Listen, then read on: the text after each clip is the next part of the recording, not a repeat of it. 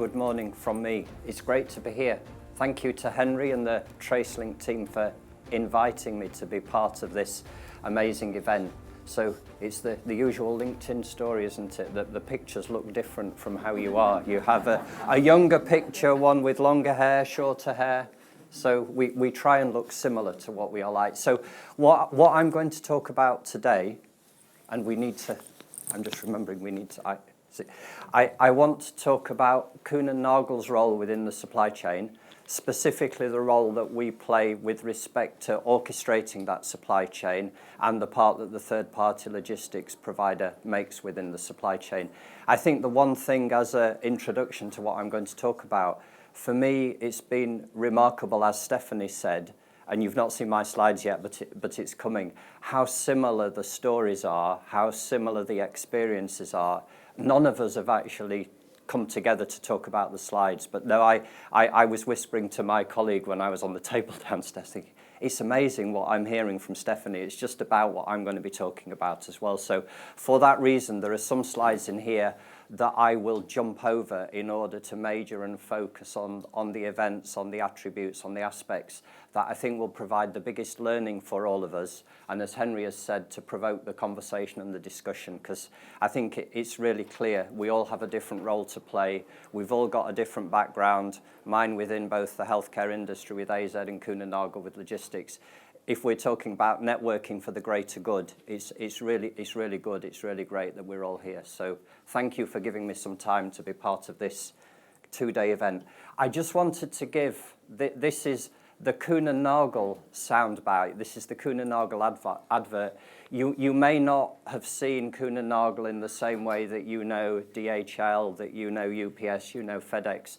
That is predominantly because we are a business-to-business logistics company.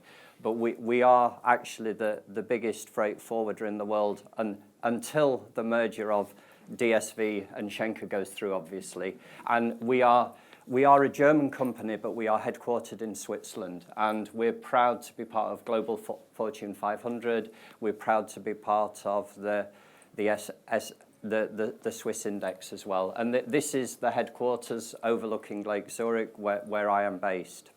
A nice place to work. You have the cowbells, when you have a Zoom or a Teams meeting, it's cowbells in the background. So I just wanted to put this slide up more for reference. Like we now have our own assets in terms of 2 Boeing 747 freighters that we were extensively non-asset based in terms of air freight until the end of the pandemic when the capacity was becoming a problem. We now have our own assets, are now branded, and you can see these are the positions as of the end of last year. Strongest in air and in sea, and then we are, let's say, regionally focused in contract logistics, warehousing, and road.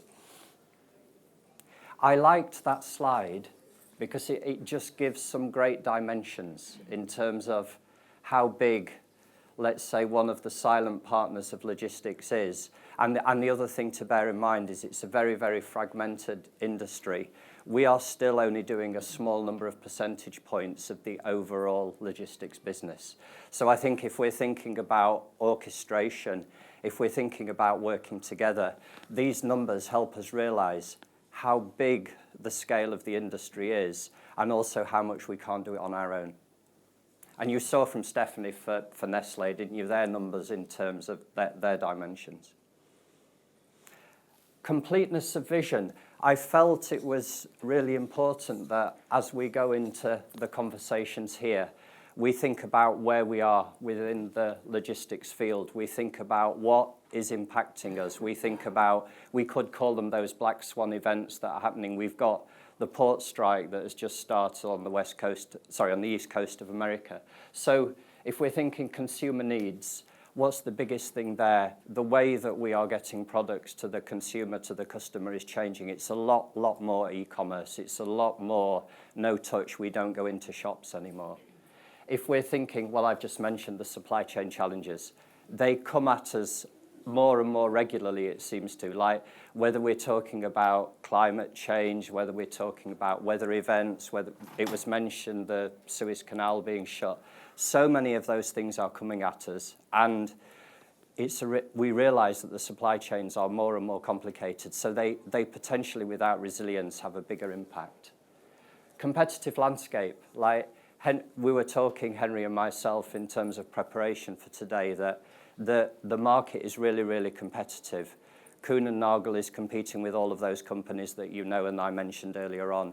We are focused within healthcare as one of our key verticals because that does have the barrier to entry. We can do something that we believe is purposeful for humanity. We're all patients. We all have to take drugs at certain times. And that's one of the reasons in terms of why we signed up to the freighters that I described previously. I don't need to mention data and automation, do I? It's the whole topic of the 2 days. Like we've had enough in terms of what is coming at us there. Sustainability, ESG, we all live on the planet. We all have our children and their children who will be living on the planet. We have to care. We have to look after the planet. So that is really, really important to Kuehne Nagel. And I'm impressed in terms of the way that data was being mentioned downstairs. We are striving to use data to support that. And transport capacity. I couldn't have chosen a better picture, could I, with what's going on at the minute? Sometimes there's too much capacity, sometimes there's not enough capacity. It's certainly not regularly in the right place at the right time. So all of those things are coming in, and I think the last thing, again, that aligns with many of the themes from downstairs is data is no good if the data quality is not good. We are struggling, if we think about the transport and logistics industry, with one that goes back, in the case of Kuehne Nagel, nearly 130 years. It's very manual, it's very people-focused. I love Shabir's line in terms of WhatsApp being used to communicate. Like, there couldn't be a closer truth to what we are doing. So that is setting somewhat of a theme in terms of what I would like to cover.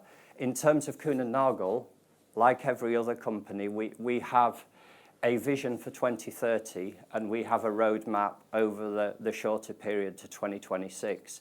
And I just wanted to bring out that very much is aligned with the themes that we again heard downstairs.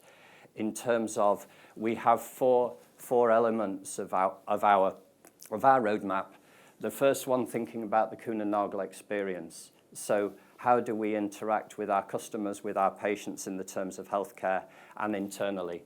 We obviously have to grow to survive. So this is all about market expansion.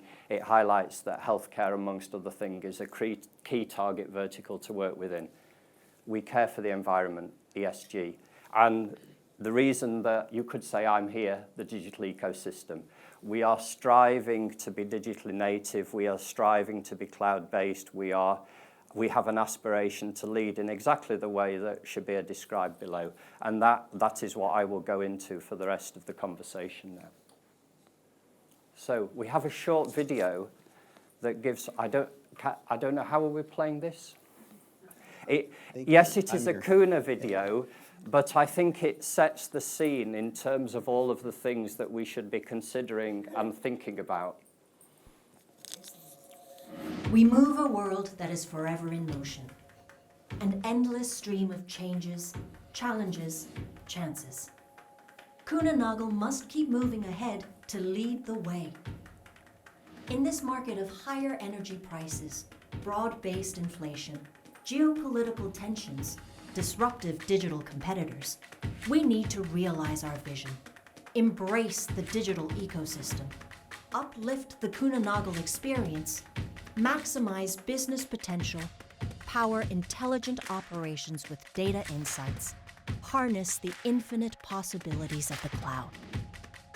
Cloud technology is already here, supercharging our momentum with Night, our new data and connectivity platform. We will build on Night to amplify progress, accelerate benefits to our customers, people, and suppliers.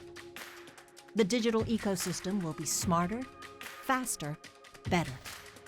Together, it will support the new customer experience vision, reduce time to resolve issues, improve our interactions, automate smart decisions.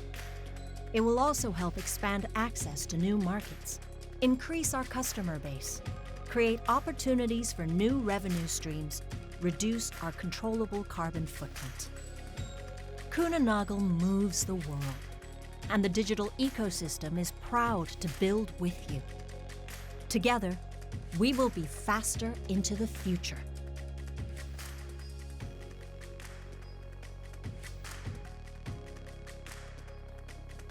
So I think you can, or I know you can remove Kuehne Nagel from that, and you could put any of your company's logos there. And that was really why I wanted to show it, that I hope in the spirit of sharing, learning and growing together, it provokes some thoughts. It may, Henry, generate some questions that we don't want to have to answer because they're too hard, but that's good, that's great, that starts the conversation.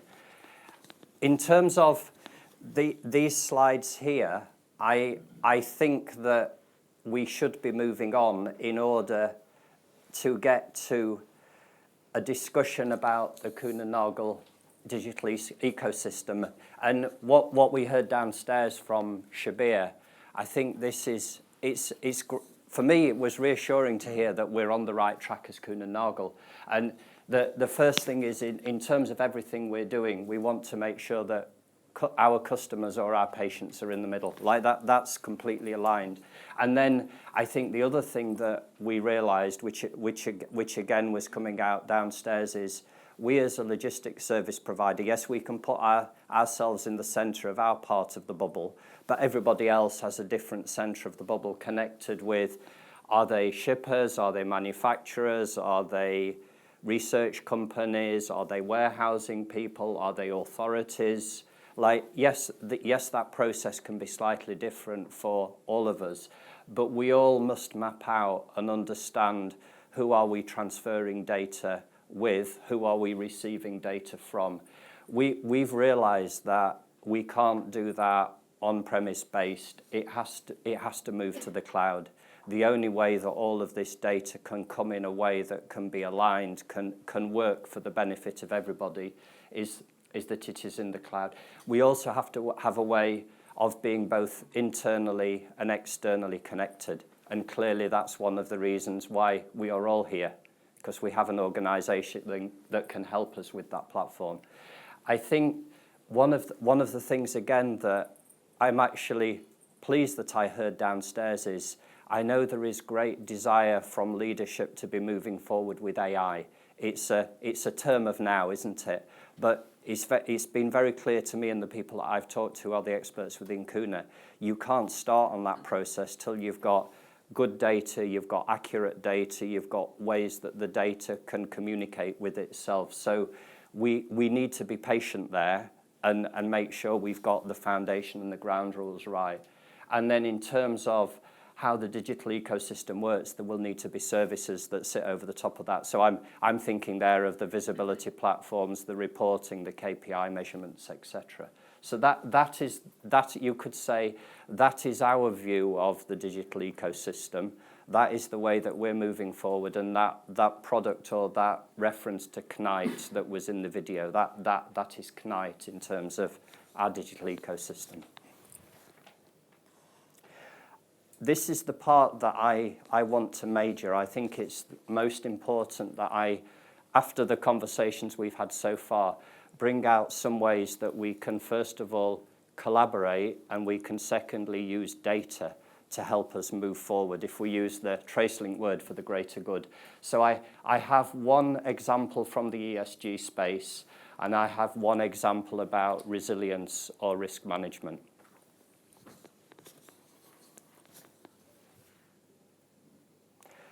So from an ESG perspective, ever since, well, let's say for the last 20 years that I've been involved with moving air freight to sea freight, whether that has been because of saving money, ensuring that we are not putting as much CO2 in the atmosphere or whatever, there are many, many reasons behind that.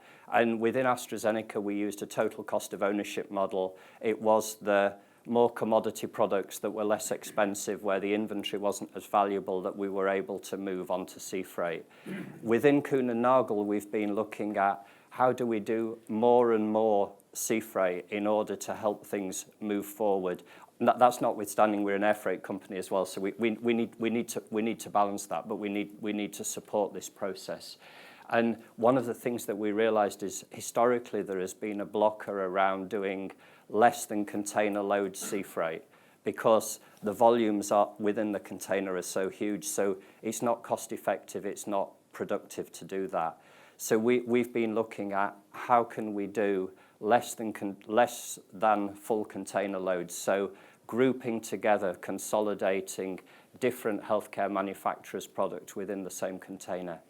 Historically, that's not been possible because of quality concerns. It's not been possible, like Henry was mentioning in terms of his time in Sensitech, the temperature management.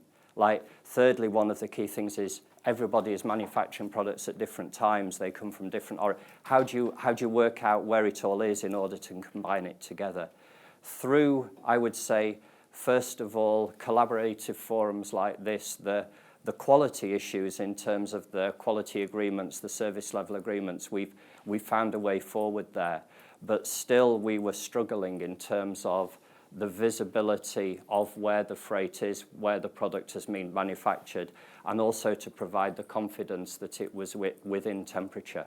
So for me, this is where everything we're talking about here can really benefit doing an LCL process. As I've said here, it's enabled by the tech evolution and digitization. So what's the tech evolution? It's going from those solid state data loggers, you only got the data at the destination, to IoT transmitting sensors using the internet, using the cloud.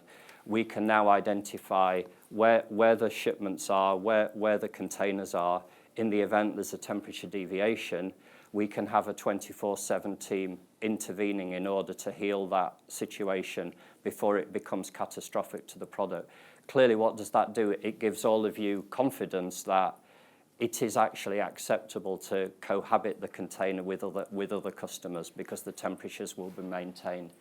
And then the other thing is how do we find out where the product is in order to consolidate it at origin?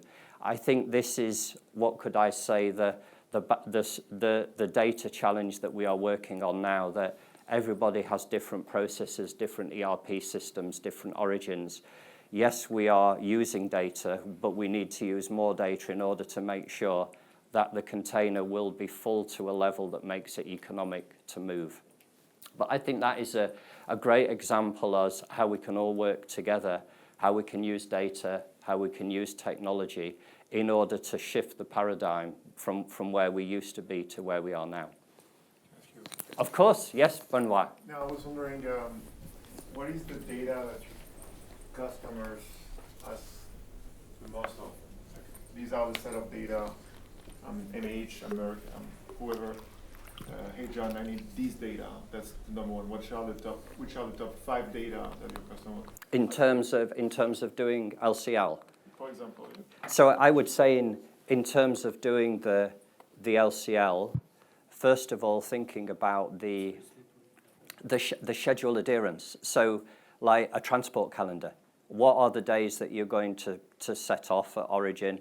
When is it going to be delivered? What's the confidence of that? So if they're going to go into an LCL type scheme, then they've got to be sure that it's going to arrive to replenish their inventory. I think secondly, the data is the confidence of there won't be any cross-contamination. So how are you going to demonstrate that when it's or confirm when it's in the container that there's going to be no problem of product A contaminating with product B, and that the temperatures will be preserved? So that's where the sensors come in.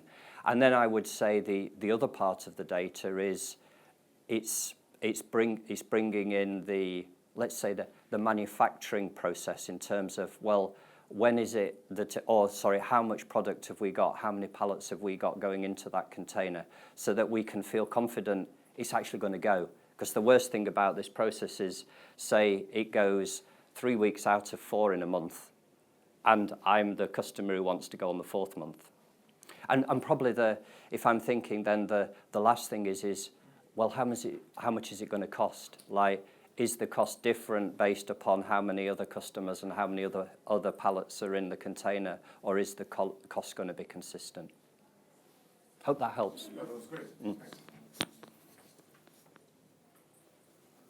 So the second example that I wanted to give was around integrated risk management and decision support. Like, again, another phrase that I heard downstairs, which rings true within Kuehne Nagel, is data-driven decision support. Yes, a little bit of a mouthful, so we're calling it DDDS.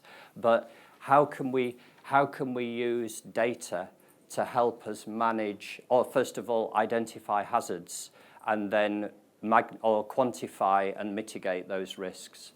If I'm thinking historically, we've probably done basic risk management. So what might that be? That might be, well, don't transship in an airport in the Middle East in the summer because it's hot. Or don't cross a road without looking left and right. We've then moved on to performance risk management. So I think this was one of the things, again, that came from downstairs, is we've looked at past performance, what lanes, what carriers, what routings have worked, what's the capability of airports in terms of temperature control. The ones that perform well, we will continue to use. The ones where there are issues, we don't use any further. What comes next? Dynamic. And I think this is the forward-looking rather than the rear-view mirror, isn't it? Rather than thinking about what has happened, consider what is going to happen. So we are now exploring how can we use data to make dynamic assessments based upon what is really predicted and going to happen. And then finally, we need to optimize it. And I think this is where probably it gets beyond the capability of the human being, that we're all clever, but we know that we're not as clever as those damn machines that we've now invented. So I would see that the step 3 to 4 is what we will be able to take on when AI is there and fully embedded. And it's the looking back and the looking forward. It's the prescriptive process that we need to be following. So this is, yes, it's the example that I wanted to give, but it can't be so similar to everything else that we again talked about downstairs. And I thought it would be really important within this group to start sharing some of the data, some of the insights that we've got in terms of where do our customers, so these are the big pharma organizations, some of which are represented here, in terms of using this data, what are the key things that they would like us to be working on? So we have a customer quality advisory board. You could say not dissimilar to the TraceLink meeting that we've got here, but more intimate round the table.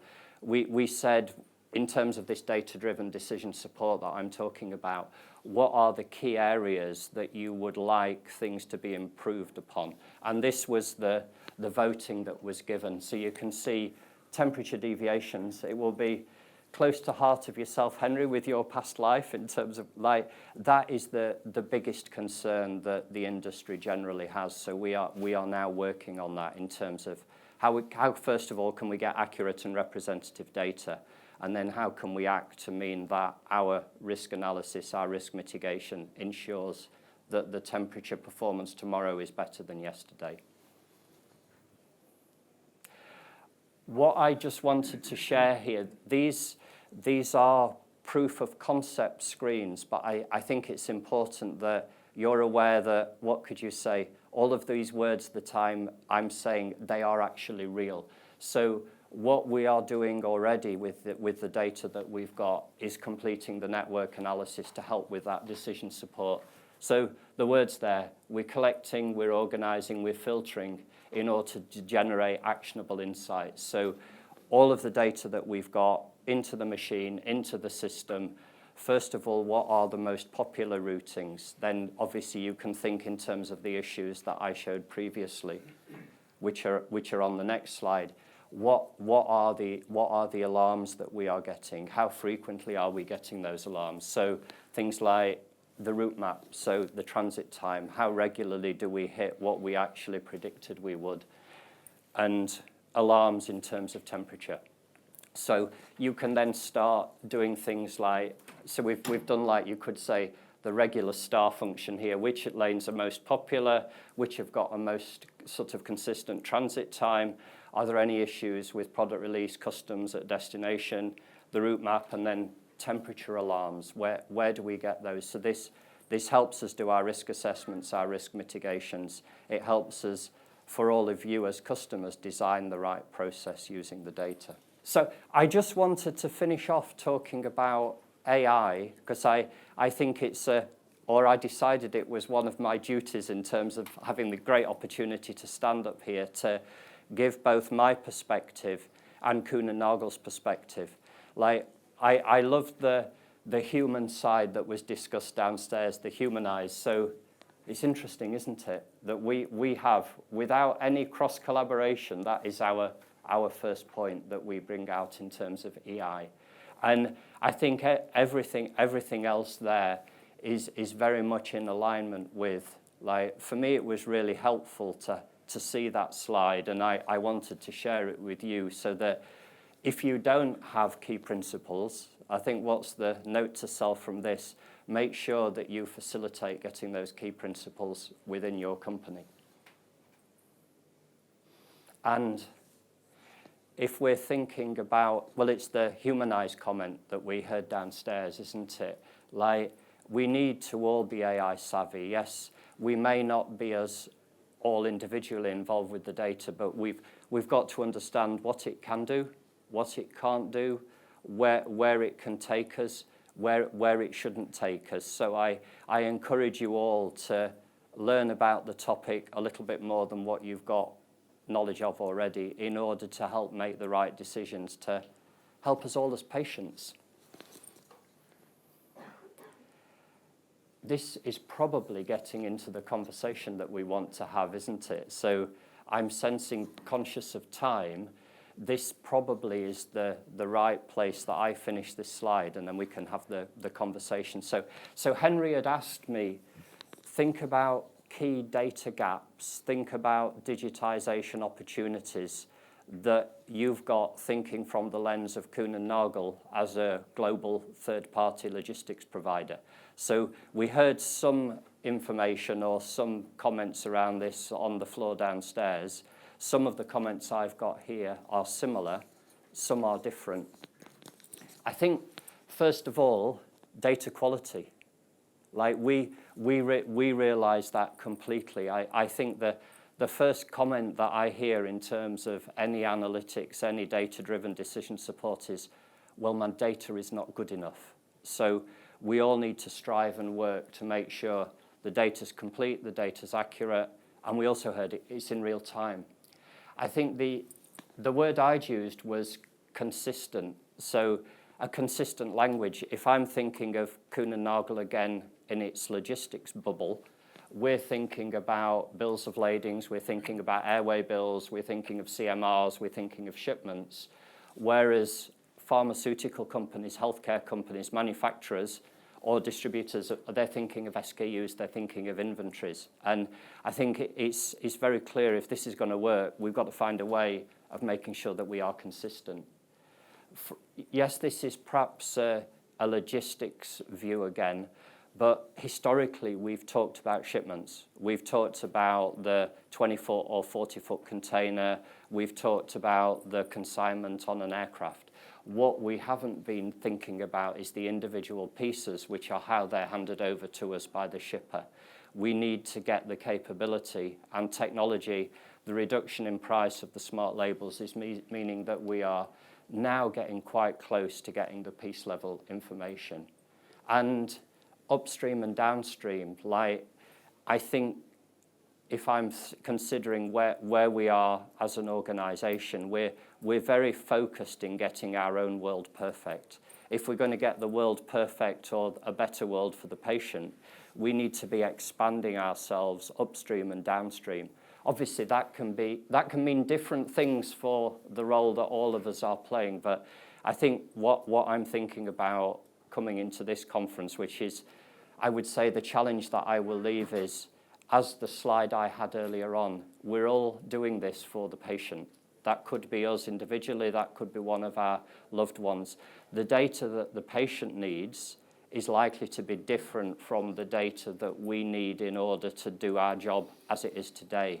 So I would encourage us all to be thinking about what's the data that the patient wants, and then how can we work out through collaboration to get that data on time, in real time, in the hand of the patient. And I suppose, what am I thinking? That's going to be, well, when's my medication going to arrive? When it arrives, has it been transported within temperature?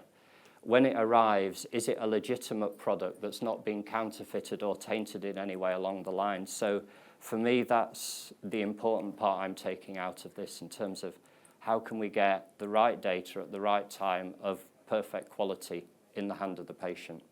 So I will stop there, Henry. I think it's time for questions, isn't it?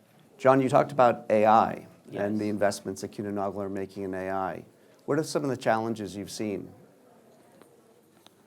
Well, I think the main challenge for me is, first of all, as I already mentioned, we've got different people that want to move at different paces there.